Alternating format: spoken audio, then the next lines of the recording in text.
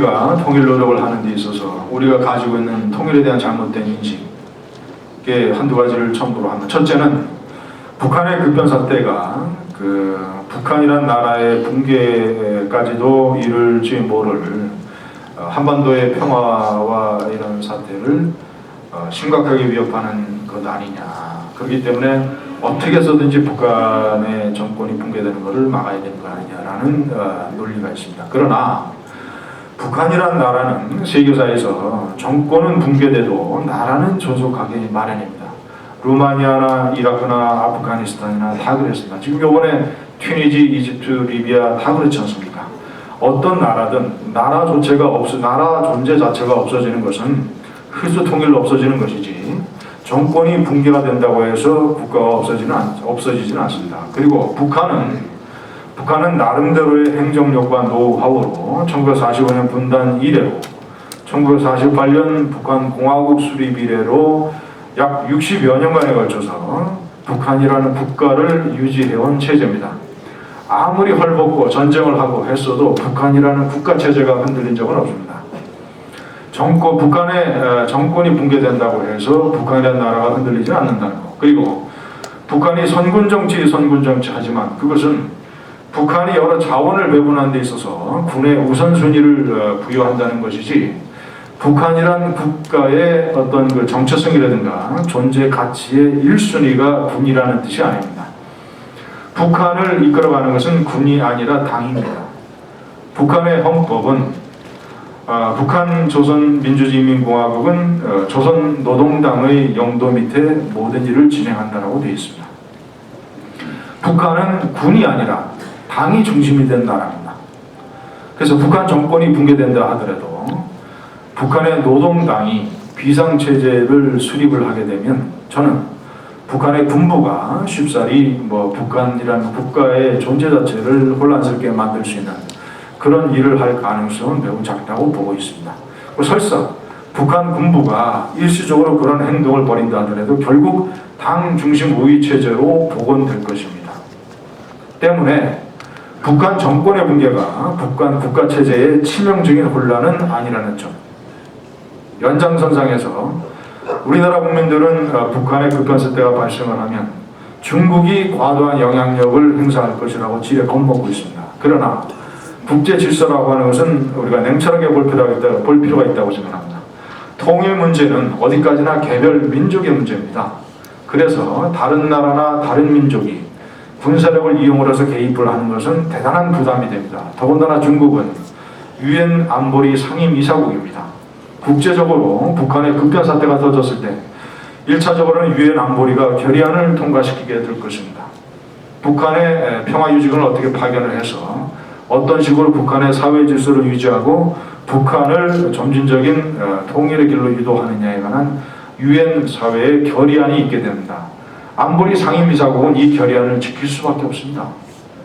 그리고 두 번째로는 북한 내부의 관료나 또는 북한의 국민들이 중국이 갑작스러운 군사력을 이용해서 국경을 넘거나 북한의 통치체제에 영향을 미치려고 하는 행위를 용납하지 않을 것입니다.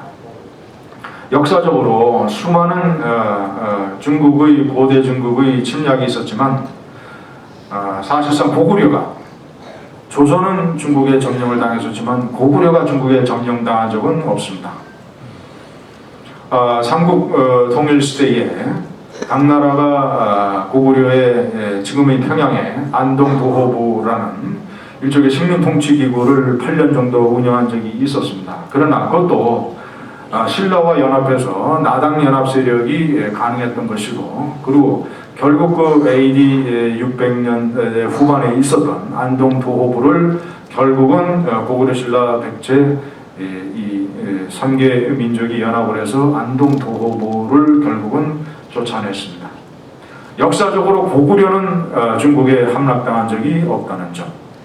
이런 어떤 우리가 알고 있는 어떤 북한 사람들의 기질, 고구려 후예라는 기질, 이런 것들이 쉽게 중국으로 하여금 과도한 영향을 행사하지는 않을 것이라는 점.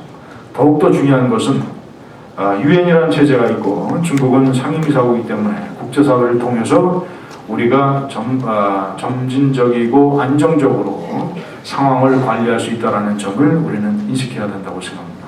마지막으로 통일의 비용 또는 통일을 둘러싼 불안정성이라든가 혼란, 여러 가지 문제를 둘러싸고 여러 가지 이론과 여러 가지 추측이 있습니다. 그러나 저는 그러한 것들이 현 단계에서는 저는 크게 의미가 있다고 보지 않습니다.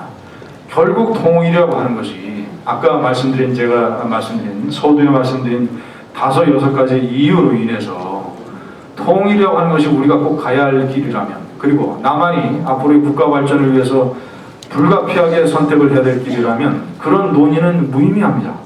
지금 우리가 북한의 급변 사태가 터져서 어떻게 남한의 국가 자원을 관리해서 북한에 어떻게 효율적으로 쏟아붓느냐, 그리고 한미동맹을 중심으로 해서 국제 협력을 얻어내서 북한의 상황을 어떻게 관리하느냐의 양태에 따라서 통일이 달라지는 것이지, 지금 경제성이 있느냐 없느니, 사회 혼란이 있느냐 없느니, 중국의 영향력이 있느냐 없느니, 이런 논의가 얼마나 무의미하겠습니까? 며칠 있으면 경인 아랍의 길, 경인 운하가 개통이 됩니다. 그래서 저는 통일을 경인 아랍의 길에 비유하고 싶습니다.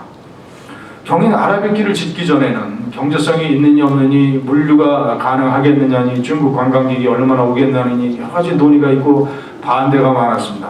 지금도 민주당 의회가 장악하고 있는 서울시 의회가 반대를 해서 양화대교 공사가 중단이 되어 있습니다. 양화대교 공사를 하지 못하면 크루즈가 또는 다른 화물선이 여의도 선착장까지 올 수가 없습니다. 겨우 김포 선착장에 머물러야 됩니다. 경인 아랍의 길 경제성이 있느냐 없느냐, 앞으로 장래가 어떠냐는 경인 아랍의 길을 만들기 전에 다 했어야 되는 얘기입니다. 일단 우리가 경인 아랍의 길이라는 것이 우리 눈앞에 놓였으면 일단은 무슨 수를 써서라도 이것을 서울의 랜드마크로 만들어서 물류와 관광객들의 흐름을 잘 해서 결국은 성공시켜야 됩니다. 저는 통일도 마찬가지라고 생각합니다. 통일이 지금 경제성이 있느냐 없느니 이거 생각하는 것은 무의미합니다. 경인 아랍의 길처럼 이미 우리 눈앞에 와 있는 걸어가야 될 통일의 길이라면 우리가 시작을 해서 어떻게 잘하느냐에 따라서 성공 통일과 실패 통일이 갈린다. 저는 이렇게 생각합니다. 경청해 주셔서 감사합니다.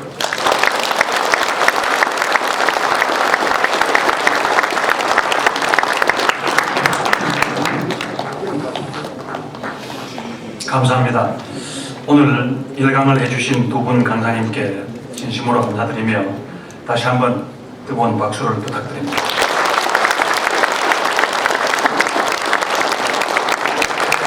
이어서 향문에서 추진하고